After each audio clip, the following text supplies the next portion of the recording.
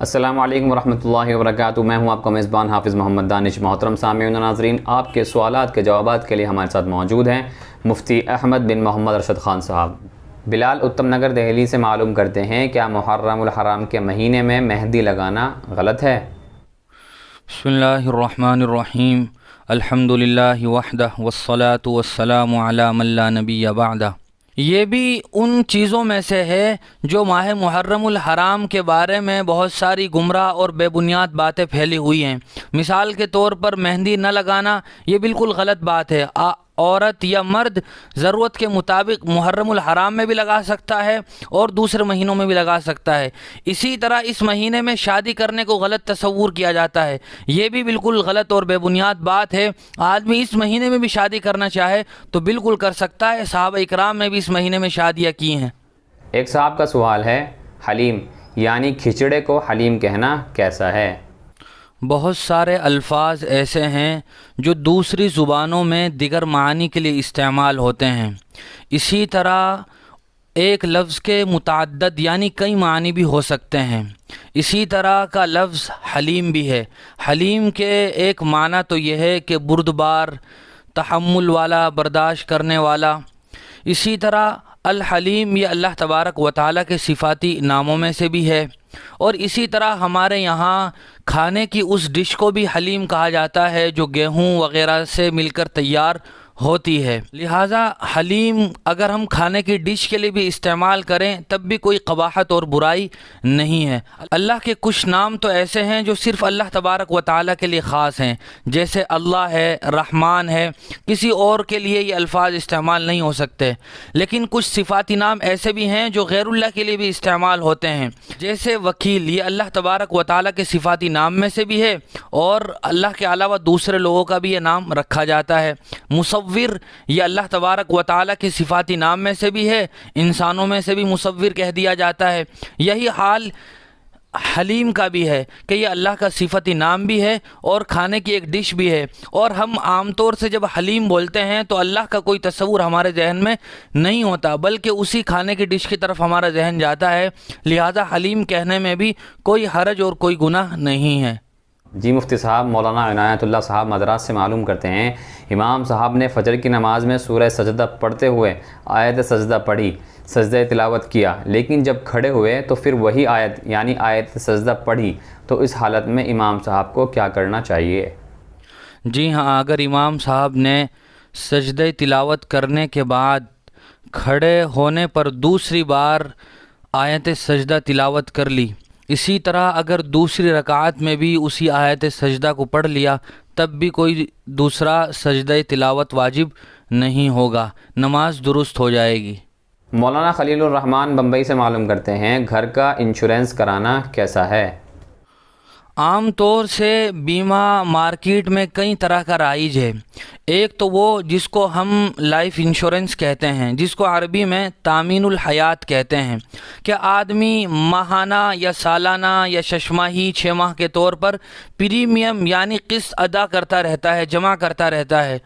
پھر زندگی میں اگر اس کو کسی حادثے کے وقت ضرورت پیش آئے تو پھر کمپنی اس کی ضرورت کے بقدر پیسے دیتی ہے۔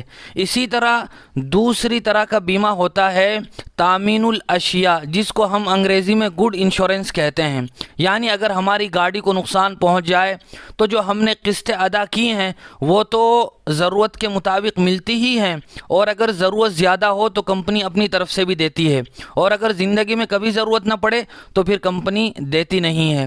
اسی طرح تیسری طرح کا بیمہ ہے تامین المسئولیت، جس کو تھرڈ پارٹی انشورنس کہا جاتا ہے۔ اس کا مطلب یہ ہوتا ہے کہ اگر آپ کی ذات سے یا آپ کی گاڑی سے کسی دوسرے آدمی کو نقصان پہنچتا ہے تو اس کی بھرپائی کمپنی کرتی ہے، یا آدمی کمپنی کو قسط جمع کراتا رہتا ہے، جو بھی قسطیں ہوتی ہے۔ یاد رکھنا چاہیے کہ ان تمام تر شکلوں میں جوا بھی ہے اور سود بھی ہے، جس کو ربا اور قمار کہا جاتا ہے۔ لہٰذا کسی آدمی کے لیے اپنی جمع کی ہوئی قسطوں کی رقم سے زیادہ پیسے لینا کسی شکل میں جائز نہیں ہے۔ ہم نے جس طرح کا بھی انشورنس کرایا ہے، ہم نے جتنی رقم جمع کرائی ہے، ہم اپنی جمع کی ہوئی رقم سے زیادہ پیسے نہیں لے سکتے ہیں۔ یہی حکم ہاؤس انشورنس کا بھی ہے اور ہیلتھ انشورنس کا بھی یہی حکم ہے. جتنے پیسے ہم نے جمع کرائے ہیں اگر ضروری ہو بیمہ کرانا تو اتنے ہی پیسے ہم لے سکتے ہیں, اس سے زیادہ نہیں لے سکتے ہیں, وہ سود ہوگا. حافظ حسین پنجاب سے معلوم کرتے ہیں حضرت علی کو مولا علی کہنا اور حضرت حسین کو امام حسین کہنا کیسا ہے؟ حضور اکرم صلی اللہ علیہ وسلم کا ارشاد ہے من کنت مولا فعلی مولا. لہذا حضرت علی کے لیے دوست اور سردار کے معنی میں اگر ہم مولا کا لفظ بولتے ہیں تو یہ جائز ہے. لیکن آج کل مولا علی یہ ایک گمراہ فرقے کا شعار بن چکا ہے, اور مولا علی کہنے کے پیچھے ان کا ایک خاص نظریہ اور کانسیپٹ شامل ہے جو اسلام کے لحاظ سے بالکل غلط اور باطل ہے. وہ یہ کہ وہ لوگ حضرت علی رضی اللہ تعالیٰ عنہ کے بارے میں یہ کہتے ہیں کہ وہ حضور اکرم صلی اللہ علیہ وسلم کے بعد بلا فصل خلیفہ تھے, یعنی حضرت ابوبکر, حضرت عمر, حضرت عثمان ان کا خلیفہ ہونا یہ غلط تھا. براہ راست حضرت علی خلیفہ تھے لیکن زبردستی دوسروں کو خلیفہ بنا دیا گیا.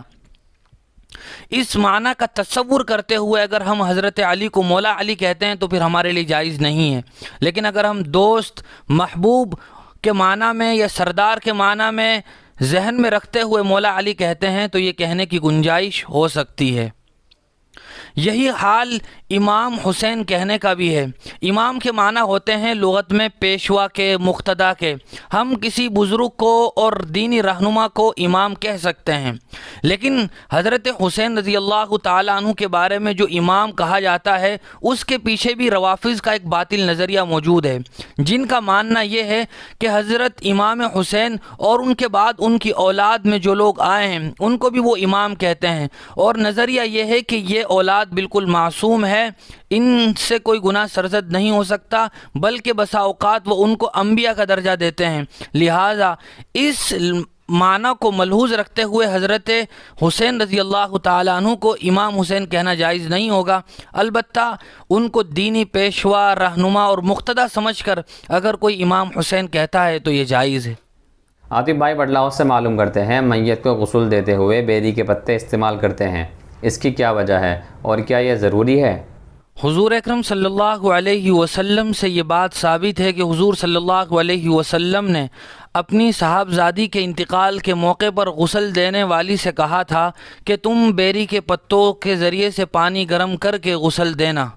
بیری کے پتوں کے ذریعے سے غسل اس لیے دیا جاتا ہے کہ اس کے ذریعے سے کھال انسان کی, میت کی نرم ہو جاتی ہے, میت کا میل کچیل آسانی سے صاف ہو جاتا ہے, اور بیری کے پتوں کو استعمال کرنا یہ ضروری اور واجب نہیں ہے. اگر کوئی آدمی ایسی جگہ ہو جہاں بیری کے پتے نہ ہوں, اور اگر ہو بھی آدمی نہ چاہے تب بھی اس کے بغیر وہ صابن وغیرہ سے میت کو غسل دے سکتا ہے. لیکن چونکہ بیری کے پتے یہ اللہ کے رسول صلی اللہ علیہ وسلم کے قول کے مطابق مسنون ہیں, اس لیے بہتر ہیں کہ ان کے ذریعے سے غسل دیا جائے. عمران بھائی بٹلاؤ سے معلوم کرتے ہیں امام صاحب نے اگر پہلی اور دوسری رکعت میں سورہ فلق اور سورہ ناس پڑھی ہے اور نماز میں قرات کرتے ہوئے ترتیب باقی رکھنا ہوتا ہے تو جس آدمی کی 3 رکعت چھوٹی ہوں تو وہ کس طرح قرات کرے گا؟ نماز میں قرات کرتے ہوئے صورتوں کی ترتیب کا لحاظ رکھنا چاہیے.